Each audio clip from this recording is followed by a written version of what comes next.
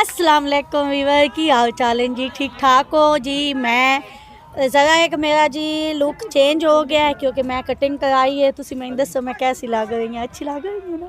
हाय मैं सदकी जावा। ओ मैं शूटिंग ते आई हाँ अज तो मैंने सारे आखते पैन कि मुकद्दस मलिक की जगह ते कौन आ गया तो मैं आख्या जी मैं अज तो बाद मुकद्दस मलिक की जगह ते बेबी डॉल बन गई तो असी जी आए हैं शूटिंग करें। शूटिंग करके हुण असी घर जाना है तो तुहानू मैं एक मज़े की चीज़ विखावां जिथे असी आए हैं ना शूटिंग करें उत्थे बच्चे मैच खेड रहे हैं। इत्थे जदों ही असी आंदे हैं ना कि एदा नां है शूटिंग करें इत्थे बच्चों की पिछू शोच दी अक्सर ही तुसी आवाज़ सुनी होसी। इत्थे बच्चे आंदे नो ते आके मैच खेडदे नो ऐ वेख लवो। तो अली हसन खलोता है मेरा बेटा ते बच्चे मैच खेड रहे हैं। बाकी आ लोकेशन का मैं तुहानू विजिट करवा देवां ते ओ अगे थोड़े दूर जो है ना खलोता है मोहसिन एक बच्चे को जी गन्ना खो गया है। तो उस तो बाद जी है जी साडा बैठा ने हसनैन हैदर। हसनैन हैदर की हाल है जी? अल्हम्दुलिल्लाह ठीक ठाक। तुसी सुनाओ? ठीक ठाक। अच्छा मैं सोया तुसी लाहौर शादी ते गए हो, शादी हो गई है? जी हाँ हो गई, शुक्र है किवें होई है। अच्छा तो शादी दा की आई मसन के अगर तुसी इजाजत देवो तो मैं तुहाडे कोल आ जावां थोड़ी देर हैं? आ जाओ जी। हुण तुहानू की आखना है? मैं सोया कि शादी धूमधाम नाल कोई नहीं होई की बणिया शादी दा की मसला बणिया? ओ जी असल चेंज होया है कि जिस दिन शादी आई ना मेहंदी आई अच्छा उस तो एक रात से पहले नहीं आ सकते, तकरीबन 10 घंटे पहले अच्छा एक फौतकी हो गई आई तो बड़ी क्लोज आई। अच्छा तो उस फौतकी की वजह तो फिर असी धूमधाम नाल नहीं की लेकिन फर्ज अदा किया। अच्छा भी शादी हो गई खैर खरीर नाल, निकाह हो गया, रुखसती हो गई है। ओहो बाकी उन्हां दी वेखो ना जिवें हुण बच्चे दी शादी आई ओदे ते केडे ईमान उस दिल मेरा ढोल ढमक्का होवे ते मेरे दोस्त जिवें नो लुडियां पावें नो धमाला करें। वेखो ना वीवर अक्सर एवें हो जांदा है कि शादी बिरादरी सदी हुई होंदी है, शादी वाले दिन कोई ऐसा मसला बन जाता है मगर बिरादरी सदी हुई होंदी है। अगर चुप करके शादी ना करिए तो बंदा बेइज्जत भी हो जाता है। इस वजह तो मुँह चुप करके उस नेसे तो शादी भी करनी पौंदी है। लोगों अक्सर लोगों नाल हो जाता है कि शादी वाले दिन किसी न किसी अनकरीब बंदा जो होदी फौतकी हो जाए तो हो जाता है। बल्कि मेरा तो यह भी मनना है कि रिश्तेदार खून का ना होवे ना अगर कोई भी तो गली दे विच अगर तुहाडी कोई फौतकी हो गई है ना तो तुहाडी शादी है तो तुसी ढोल ढमक्का ना करो, तुसी चुप करके ते रुखसती कर लो। क्योंकि आंदे हमसाए जो होंदे ना वो अपनी बिरादरी ते फैमिली नालों ज़्यादा होंदे नो।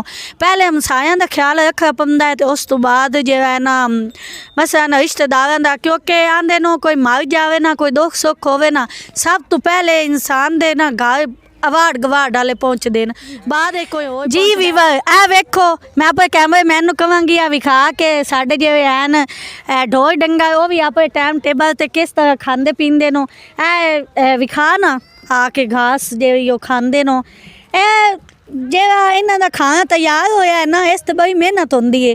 पहले पट्ठे कुतरदे हैं मोह जी कमान दी पांदी होंदी है वो भी नाल कटदे नो, कट के फिर इन्हां दे मसन के मशीन दे उत्ते कुतरा करके उस तो बाद इन्हां दा जी ये खाना तैयार होंदा है ते उस तो बाद ये खांदे न।